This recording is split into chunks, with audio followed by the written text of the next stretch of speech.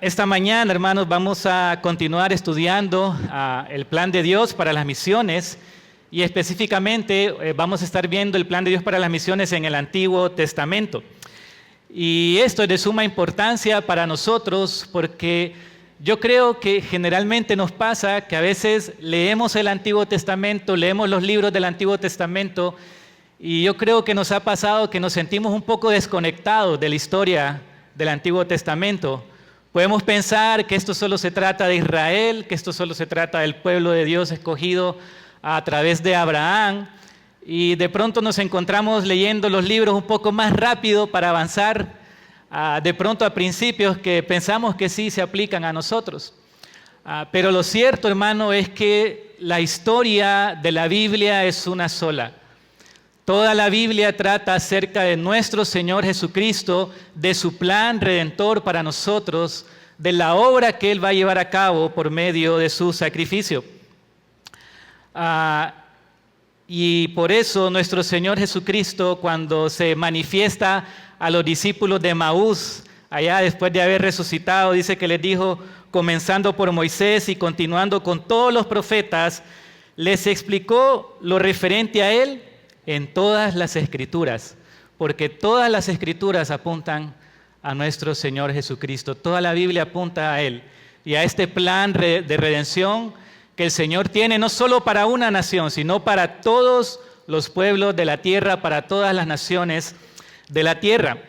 Y para tener una mejor comprensión de este tema, esta mañana vamos a ver vamos a desarrollar el tema bajo 3 encabezados. Vamos a ver el plan de Dios para las misiones en los libros de Moisés, luego en los Salmos y finalmente en los profetas. Pero antes de entrar de lleno al texto, quiero rogarles que me acompañen a dirigirnos al Señor en oración para que sea Él obrando en nuestras vidas a través de su palabra y de su Espíritu Santo. Oremos.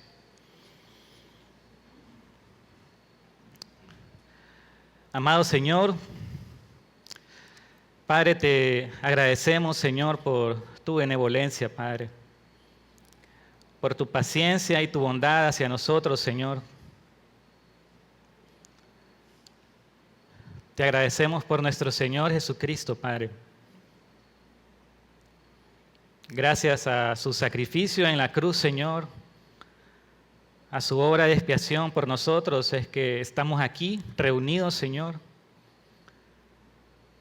teniendo el privilegio de alabarte y de poder acercarnos a ti, Señor, con confianza, de poder estudiar tu preciosa palabra, Señor. Y es mi oración, Padre, que en esta mañana tú obres con poder a través de ella, Señor, en nuestros corazones, en nuestras vidas, Padre. Que tu Espíritu Santo, Señor, obre en nosotros y que nos muestre, Señor, cuál es nuestra responsabilidad, Padre, como hijos tuyos, Señor. Que podamos contemplar tu belleza y tu sabiduría, Señor, como tú has revelado este plan de bendecir a todas las naciones, Señor, desde la creación del mundo, Padre. Y ruego, Señor, que seas tú guiándome para exponer tu palabra conforme a tu voluntad, Señor. Que seas tú guiándome, Señor, para hacerlo con fidelidad, Padre. No en mi fuerza, Señor, no en sabiduría humana, Padre, sino dependiendo de tu palabra y la obra de tu Espíritu Santo en nosotros, Señor. Gracias, Padre, por el privilegio que nos das, Señor, de estudiar tu palabra. Bendícenos, Señor, este tiempo. En el nombre de Jesús. Amén. Bien, entonces como primer punto vamos a ver el plan de Dios para las misiones en los libros de Moisés. Cuando hablamos de los libros de Moisés, hermanos, estamos hablando de los primeros 5 libros de la Biblia, de Génesis a Deuteronomio. El Antiguo Testamento se puede dividir en 4 secciones, los libros de Moisés mencionados anteriormente, los libros históricos que comprenden de Josué a Esther, luego los libros poéticos de Job a Cantares y finalmente los libros proféticos desde Isaías hasta Malaquías. Y para ver cómo Dios ha revelado su plan misionero en los libros de Moisés, quiero que me acompañen a leer en primer lugar Génesis capítulo 1, versículos 27 al 28. Génesis capítulo 1, versículos 27 al 28. Dice la palabra del Señor: Dios creó al hombre a imagen suya, a imagen de Dios lo creó, varón y hembra los creó. Dios los bendijo y les dijo: sean fecundos y multiplíquense, llenen la tierra y sométanla, ejerzan dominio sobre los peces del mar, sobre las aves del cielo y sobre todo ser viviente que se mueve en la tierra. Entonces aquí, hermanos, desde la misma creación del mundo, nosotros podemos ver el corazón de Dios para las misiones. ¿Por qué lo podemos ver en este texto? Porque el Señor le está pidiendo al hombre, le está dando un mandato que se multiplique y que llene la tierra. Pero antes de ello dice que el Señor creó al hombre a su imagen. Es decir, que este no solo es un mandato a llenar la tierra de manera física, sino que es un mandato a que la gloria de Dios llene toda la tierra. Porque en la medida que el hombre se multiplique y en la medida que el hombre está llenando la tierra, la imagen de Dios también va con él. El conocimiento de Dios se extiende en toda la tierra. Y entonces el hombre va a dominar la tierra, va a juzgar la tierra con su imagen, sometiéndose al Señor. Es decir, que en la medida que el hombre iba avanzando, el conocimiento de Dios, el servicio a Dios y la adoración a Dios se iba a extender por toda la tierra. Esta era la voluntad de Dios y esta es la voluntad de Dios con su creación. Que toda la tierra sea llena del conocimiento de la gloria de Dios. Y el Señor le encomienda esta labor al hombre. Ahora bien, sabemos lo que sucedió en Génesis 3, ¿verdad? El hombre se rebela contra Dios, el hombre peca contra Dios, desobedece el mandato divino. El hombre quiere ser igual a Dios y en lugar de creer la verdad de Dios, cree la mentira de la criatura. Y entonces la muerte y el pecado entran en el mundo, el hombre cae en desgracia y la imagen de Dios es distorsionada por el pecado en el hombre. Como consecuencia de ello, hermanos, y ante la creciente maldad del hombre, podemos ver entonces que en Génesis 6 al 8 el Señor trae un juicio universal sobre la creación, sobre el hombre, por la maldad que había en la tierra. Y de nuevo vemos que en Génesis 9, cuando ha pasado el juicio y Noé sale con su familia, Dios le da el mismo mandato a Noé, que sean fecundos y que se multipliquen, que llenen la tierra. Ahora bien, somos necios, hermanos. Nos rebelamos constantemente contra el Señor. Y vemos que rápidamente en Génesis capítulo 11 el hombre se une en su maldad para poder hacer una gran torre, hacerse un gran nombre y rebelarse abiertamente contra Dios. Y quiero que vayamos ahí a Génesis capítulo 11 más adelante, en el versículo 4, para ver lo que ellos dicen cuando están construyendo esta gran torre. Génesis capítulo 11, versículo 4.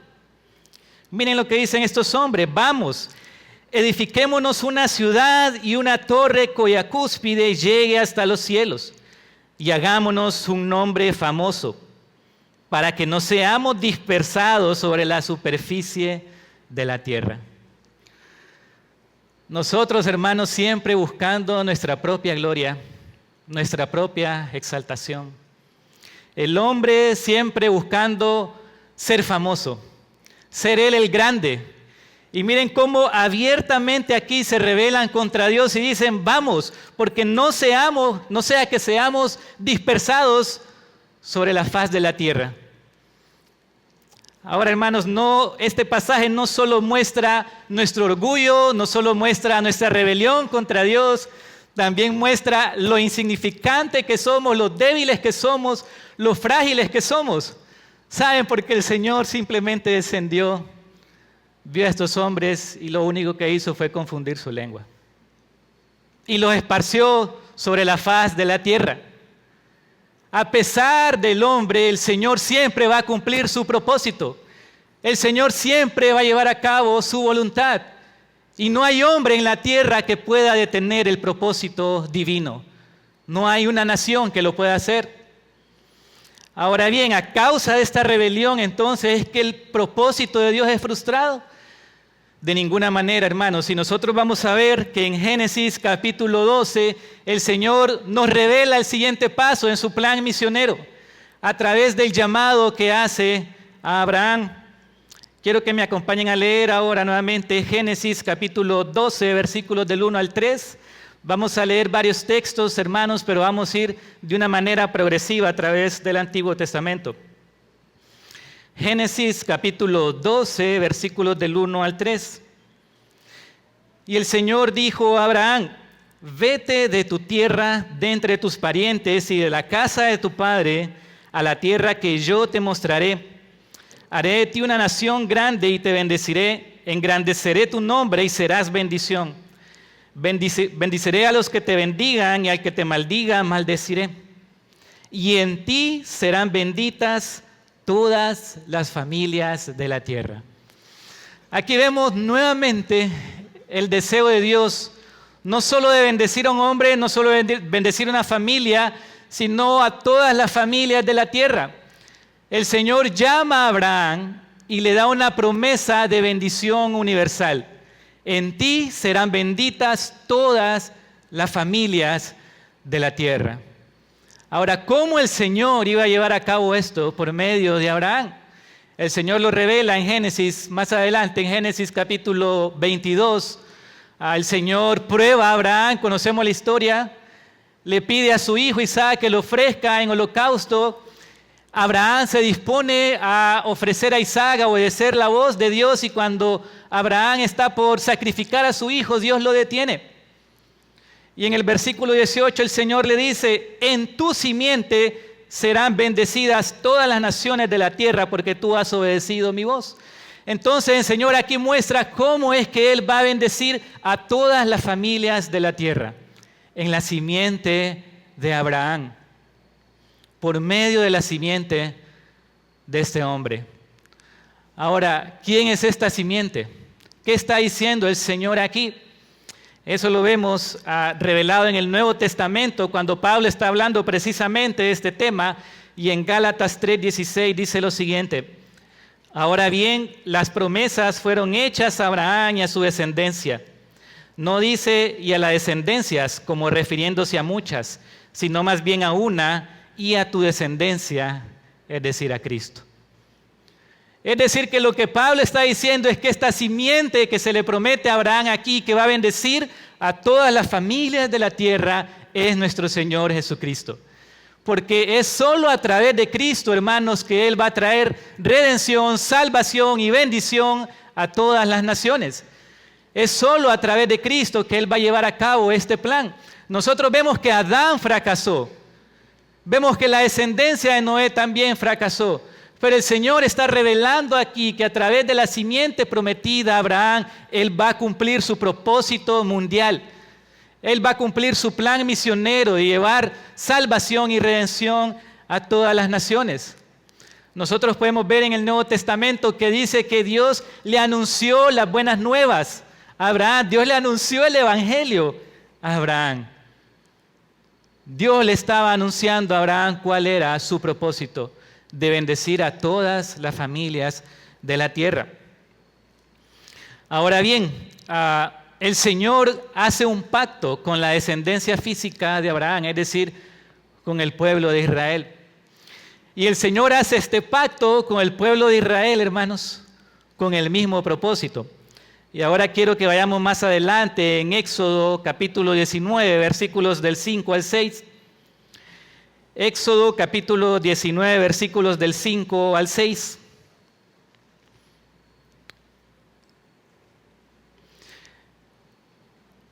Y dice: ahora pues, si en verdad escuchan mi voz y guardan mi pacto, serán mi especial tesoro entre todos los pueblos, porque mía es toda la tierra. Ustedes serán para mí un reino de sacerdotes y una nación santa. Estas son las palabras que le dirás a los israelitas.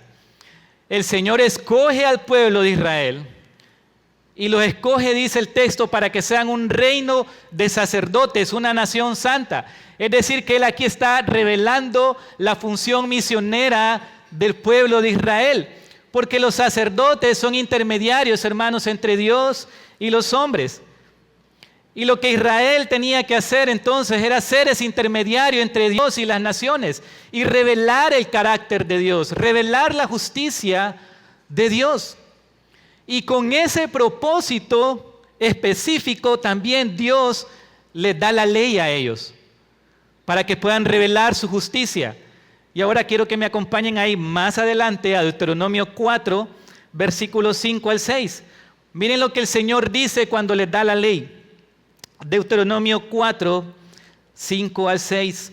Miren, yo les he enseñado estatutos y decretos tal como el Señor mi Dios me ordenó, para que así los cumplan en medio de la tierra en que van a entrar para poseerla. Así que guárdenlos y pónganlos por obra, porque esta será su sabiduría, y escuchen bien, hermanos, y su inteligencia ante los ojos del pueblo, que al escuchar todos estos estatutos dirán, ciertamente esta gran nación es un pueblo sabio e inteligente. ¿Qué iban a decir las demás naciones cuando vieran el pueblo de Israel vivir a la luz de la ley de Dios? ¿Qué iban a expresar las demás naciones? Iban a decir, ciertamente este es un pueblo sabio e inteligente. Se iban a admirar de lo que Dios estaba haciendo a través del pueblo de Israel. Y hermanos, esto sin duda alguna es una gran lección para nosotros. Porque saben, Israel, hermanos, fracasó en este propósito. ¿Y por qué fracasó? Porque cuando el Señor los introduce en la tierra prometida, en vez de revelar el carácter divino, en vez de vivir conforme a los mandatos de Dios, lo que hacen es que se conforman a las naciones paganas. Y en lugar de adorar a Dios, comienzan a adorar a los ídolos paganos, a Baal, a la diosa Acera. Comienzan a adoptar las costumbres paganas, comienzan a sacrificar a sus hijos. Y entonces se convierten en un fracaso en cuanto al propósito que Dios tenía para ellos. Y hermanos, en el Nuevo Testamento, la Escritura dice que nosotros somos linaje escogido, real sacerdocio, nación santa, pueblo adquirido para posesión de Dios, a fin de que anunciemos las virtudes de aquel que nos llamó de las tinieblas a su luz admirable. Es decir, que como sacerdotes de Dios tenemos esta misma responsabilidad, este mismo propósito, de poder llevar el carácter divino, de reflejar la justicia de Dios en nuestras vidas. Por eso el apóstol Pablo en Romanos 12 nos dice que no nos conformemos a este siglo, que no tomemos la apariencia de este mundo, que no seamos como las personas que no conocen a Dios, porque entonces vamos a estar fracasando en nuestro llamado, en nuestra identidad como hijos de Dios. Lo que el Señor quiere es que a través de nuestras vidas, de cómo vivimos su palabra, las demás naciones, las demás personas se puedan admirar y digan, yo quiero a ese Dios, yo quiero buscar ese Dios al que tú sirves. Hermanos, la predicación del Evangelio es esencial, es innegociable. Tenemos que predicar el Evangelio, pero esto debe ir acompañado de nuestro testimonio, porque entonces vamos a ser piedras de tropiezo. Tenemos que vivir conforme a la palabra de Dios y reflejar la sabiduría divina en medio del lugar donde Dios nos ha puesto, para que los hombres puedan ver y puedan comparar la necedad del mundo, la necedad de la sabiduría del mundo, tal como lo vemos hoy en día. Todo lo que vemos, todas estas ideologías que el mundo está promoviendo es una completa necedad. Y saben, hermanos, aún los mismos incrédulos reconocen que vivir en base a la sabiduría divina es mucho mejor, es superior. El mismo Richard Dawkins, que es un ateo que se ha identificado como un cristiano cultural, y es ateo, dice él. ¿Por qué? Porque reconoce la superioridad de los valores cristianos, la superioridad de la sabiduría divina en comparación con la necedad que estamos viendo allá afuera. El mismo Elon Musk, que no es creyente tampoco y dice, yo soy un cristiano cultural. ¿Qué es eso? Que reconocen que lo que se ve allá afuera hoy en día es completamente necedad. Y reconocen que los principios cristianos, que los valores cristianos, que la sabiduría divina es completamente superior.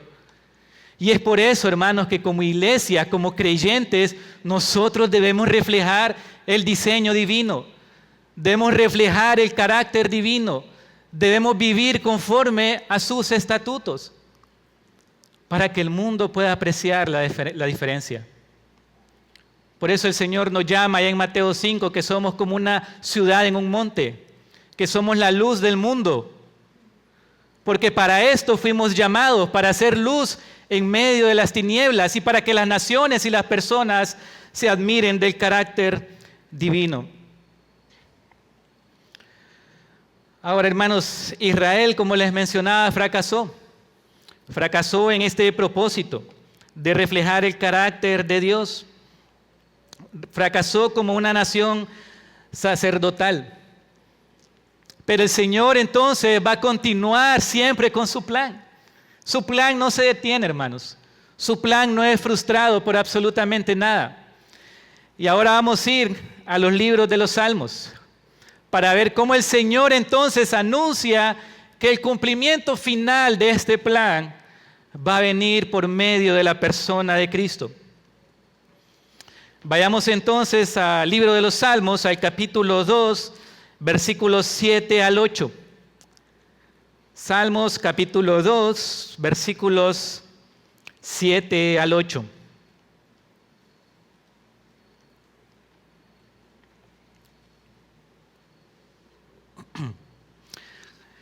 Dice el texto: ciertamente anunciaré el decreto del Señor que me dijo, mi hijo eres tú, yo te he engendrado hoy, pídeme y te daré las naciones como herencia tuya y como posesión tuya los confines de la tierra. Este salmo, hermanos, está hablando de nuestro Señor Jesucristo. El salmo comienza, ustedes lo pueden leer, con las naciones rebelándose contra Dios, contra el ungido de Dios.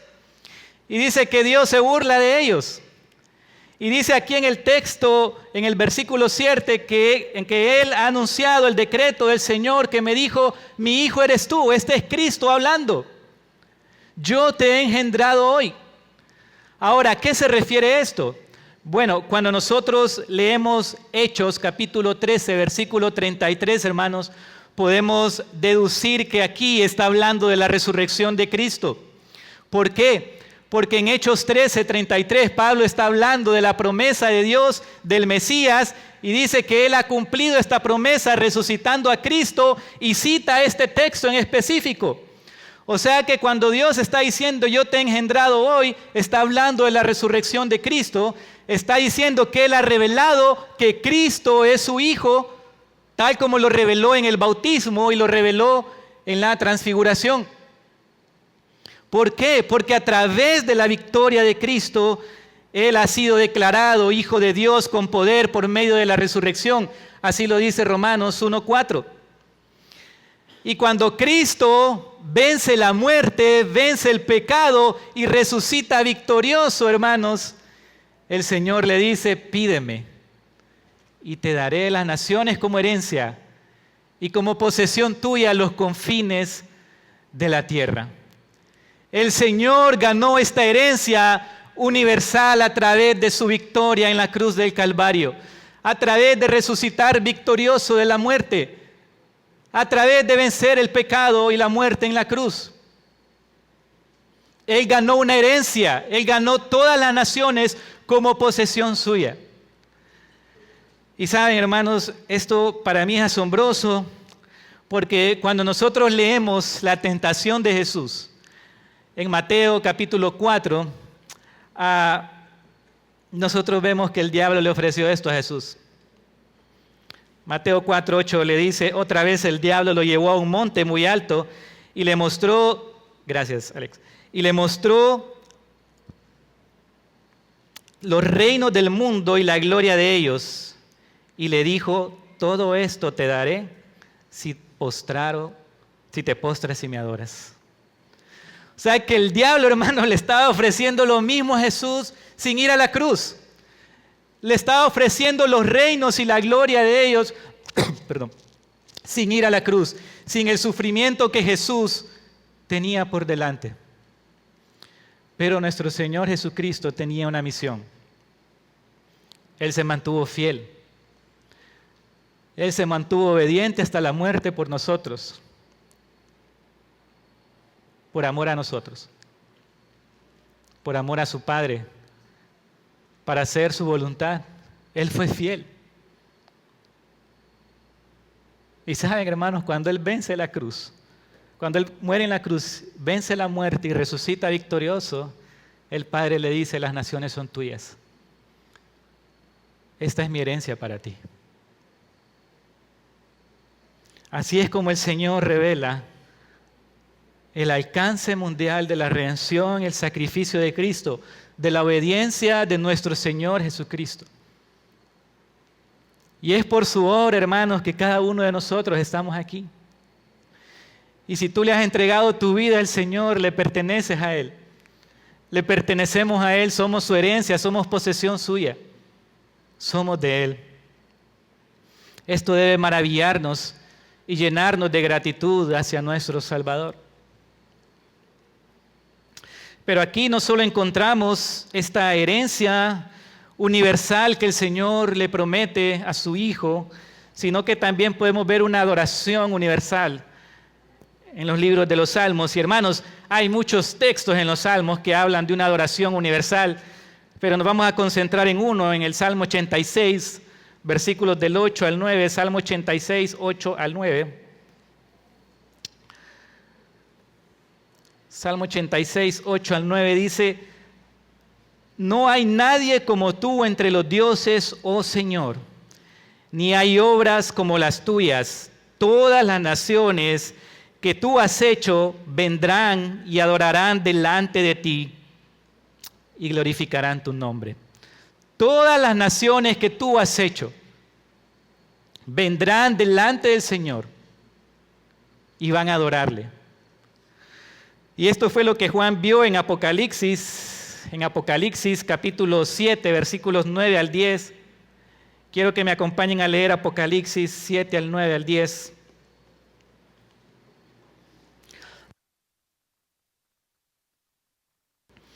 Esta fue la visión de Juan.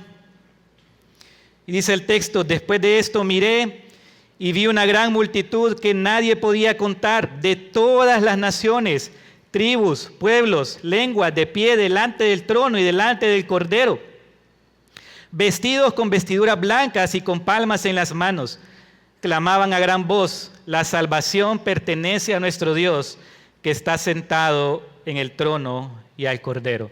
¿Qué fue lo que vio Juan? Vio a todas las naciones adorando al Señor, adorando al Cordero. Y esto es lo que sucede a través de la persona de Cristo, que hombres y mujeres de toda tribu, lengua y nación vienen a adorar al Señor. Le alaban por quién es Él y por su obra. Por causa del sacrificio de Cristo y por su victoria, todas las naciones le van a adorar, hermanos. Saben, el Señor le dijo a la mujer samaritana que la adoración ya no iba a estar limitada a un lugar, sino que los verdaderos adoradores iban a adorar al Padre en espíritu y en verdad. Y donde los santos, donde los escogidos de Dios, donde la iglesia de Dios se reúne, ahí se está adorando al Señor. Ahora, los salmos no solo muestran esta adoración universal, sino que también muestran el dominio universal de Cristo. Retrocedamos un poco ahí en Salmo capítulo 72, versículos del 8 al 11. Salmos capítulo 72, versículos del 8 al 11.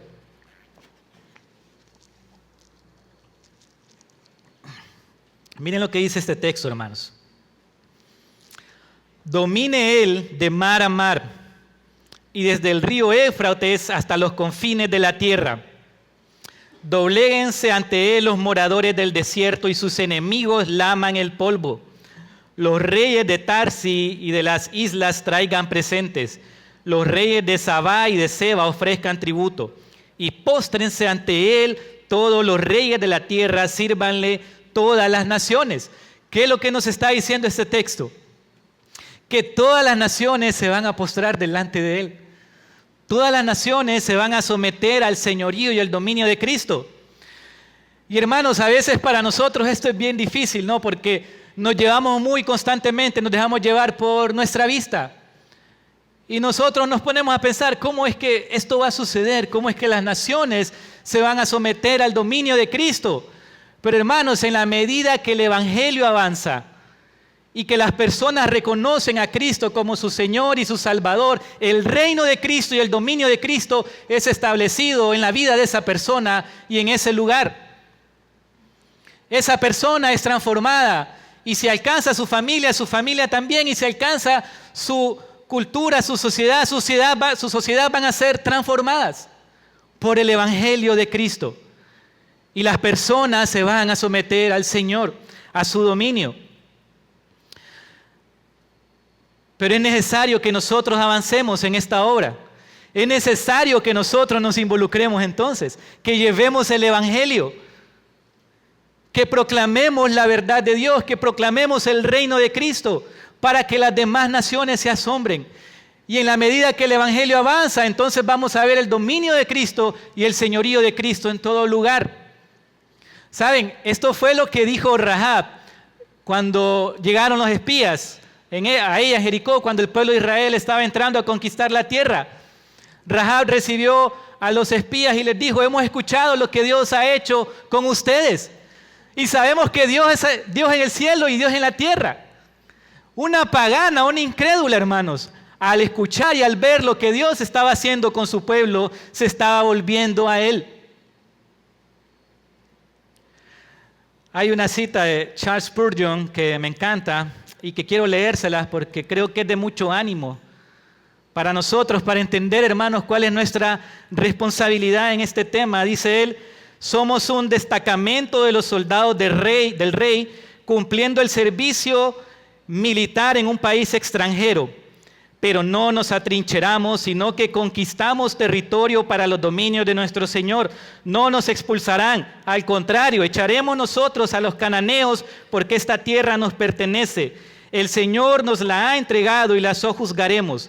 Que nos impulse el espíritu de descubridores y conquistadores, y no descansaremos mientras quede algún remanente por rescatar o una región por evangelizar. Fin de la cita. Esa es nuestra responsabilidad, hermanos, proclamar el Evangelio, ser conquistadores del Rey. Somos sus embajadores, así dice la Escritura. ¿Saben? No debemos ser como los 10 espías. Cuando el Señor manda a los 10 espías a ver la tierra prometida, estos 10 espías vinieron amedrentados diciendo: no, esa gente es más fuerte que nosotros, allá hay gigantes, no vamos a poder. Pero ¿qué dijeron Josué y Caleb? Si el Señor está con nosotros, vamos a conquistar. Hermanos, el justo por la fe vivirá. Andamos por fe, no por vista. Y debemos ser responsables con el mandato que Él nos ha dado. Por supuesto, debemos empezar en nuestra casa, con nuestra familia, con nuestros hijos, en nuestros trabajos. Pero debemos ir avanzando. Debemos recordar que esta es nuestra responsabilidad como soldados del Rey, como hijos del Señor, como sacerdotes.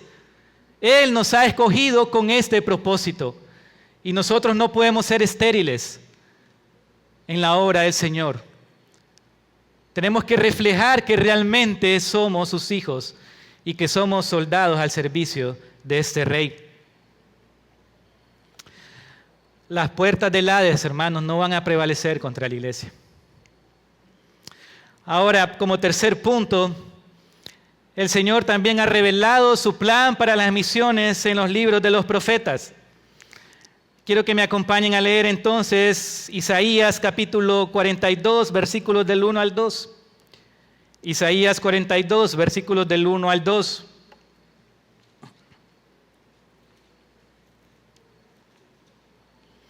Dice el texto, este es mi siervo a quien yo sostengo, mi escogido en quien mi alma se complace. ¿De quién está hablando aquí? De nuestro Señor Jesucristo. He puesto mi espíritu sobre él y él traerá justicia a las naciones.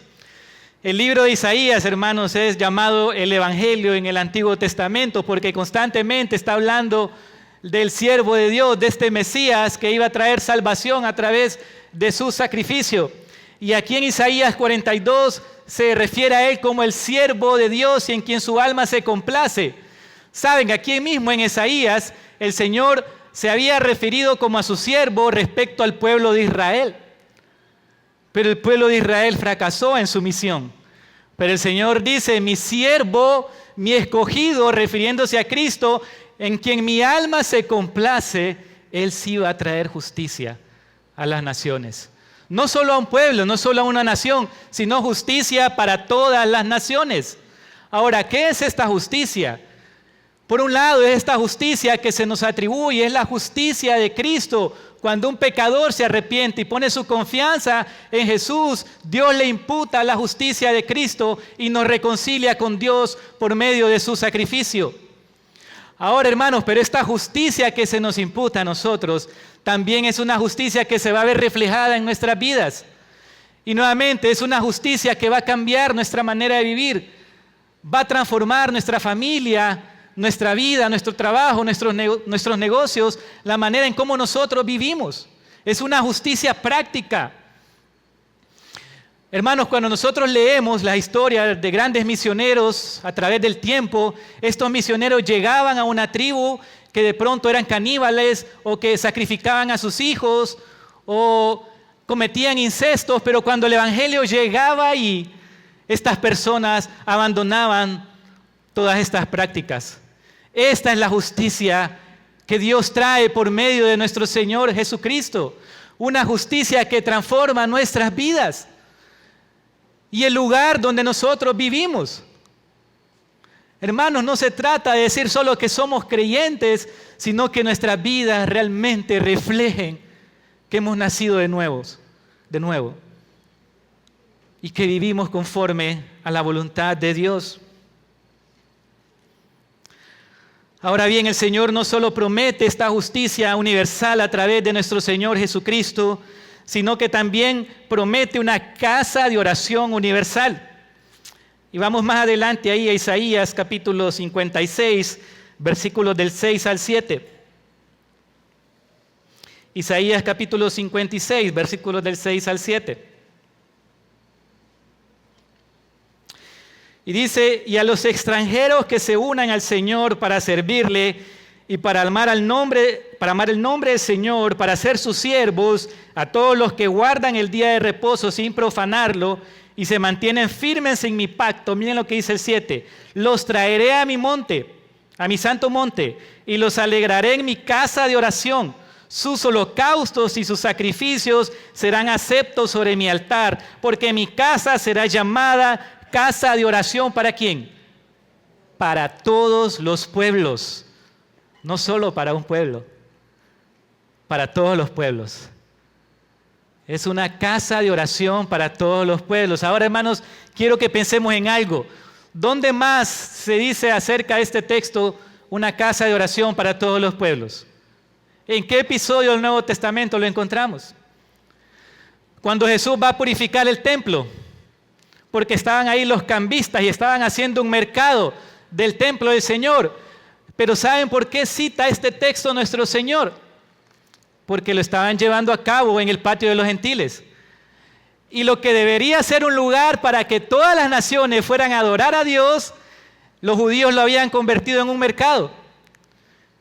Y cuando el Señor llega y purifica el templo, cita este texto y dice, mi casa será llamada casa de oración para todos los pueblos, no solo para una nación.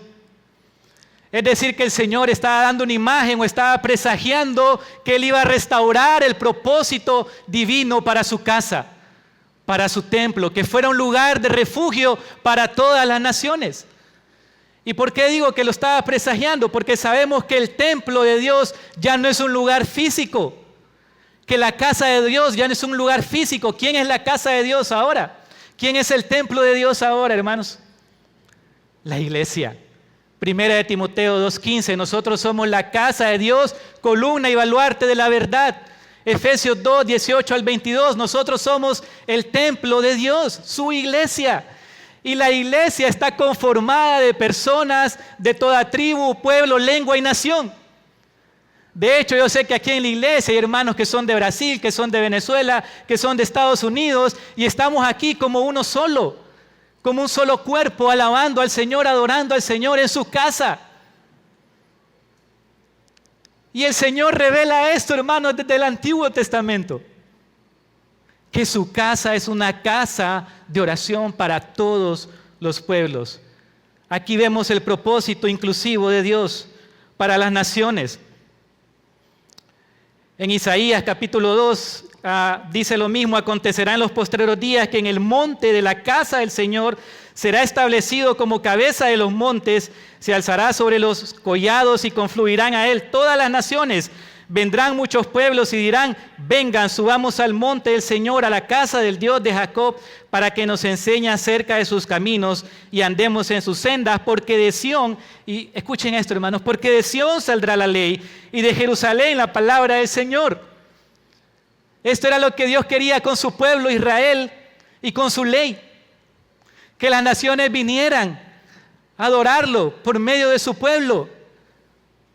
Y esto es lo que el Señor está revelando cuando dice acontecerá en los postreros días. Esos días se refieren al periodo entre la primera venida de Cristo y su segunda venida. Es decir, que es algo que está sucediendo, que las naciones vienen a la casa de Dios para escuchar su palabra, para escuchar su ley, para ser transformados por la palabra de Dios. Hermanos, si este propósito de Dios, este plan misionero de Dios, se va a cumplir.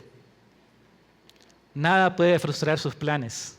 Él es todopoderoso y Él lo ha prometido. Por eso quiero que me acompañen para leer Habacuc capítulo 2, versículo 14, más adelante. Yo sé que ese libro cuesta un poco hallarlo. Habacuc capítulo 2, versículo 14.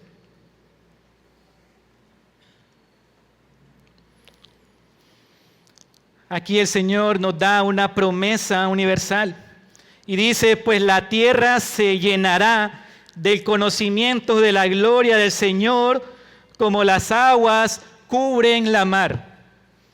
Esta es una promesa que el Señor está dando, que la tierra se llenará del conocimiento de la gloria de Dios, como las aguas cubren la mar.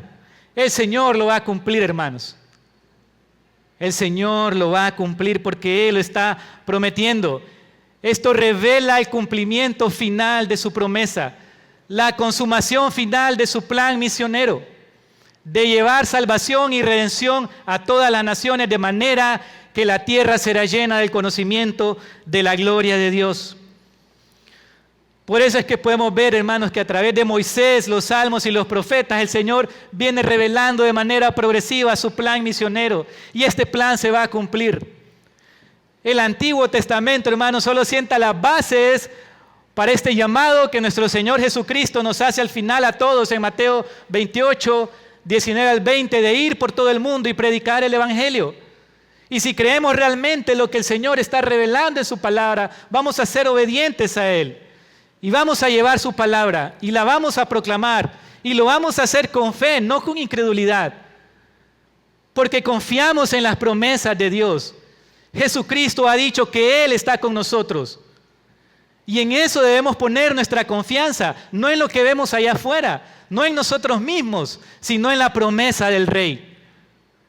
Toda autoridad le ha sido dada en los cielos y en la tierra, dijo Él, y en base a esa autoridad nosotros vamos y proclamamos el Evangelio. Esa es nuestra responsabilidad. Dios es autosuficiente, hermanos. Dios podría hacer esto sin nosotros. Él no nos necesita, pero en su condescendencia y en su misericordia, Él nos da el privilegio de participar de la expansión de su gloria en la tierra, de la expansión de su Evangelio. Esa es nuestra responsabilidad. Y debemos ser obedientes, hermanos. No es opcional para nosotros. Es un mandato. Ahora, para animarte, quiero terminar con un texto que está en Daniel capítulo 12, versículo 3. Daniel capítulo 12, versículo 3.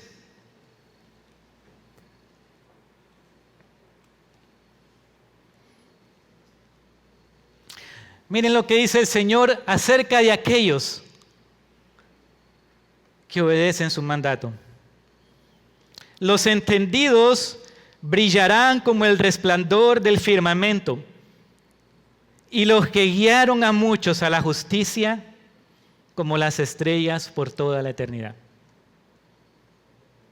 Quiero leerlo nuevamente. Los entendidos brillarán como el resplandor del firmamento, y los que guiaron a muchos a la justicia como las estrellas por toda la eternidad. Hermanos, que nosotros podamos ser de estos entendidos, de estos que guiaron a muchos a la justicia, que podamos resplandecer como las estrellas. Hermanos, ¿acaso no nos maravillamos y no nos asombramos cuando vemos el cielo en la noche despejado y vemos todas esas estrellas alumbrando el firmamento? Es algo majestuoso. Y así dice que son aquellos que van a guiar a muchos a la justicia. No nos perdamos este galardón, hermanos. No seamos estériles en la obra del Señor. Seamos de los que guían a muchos a la justicia. Esto es lo que el Señor ha revelado desde la creación del mundo, y esto es lo que el Señor va a llevar a su final cumplimiento. Toda la tierra va a ser llena del conocimiento y de la gloria de Dios. Vamos a orar.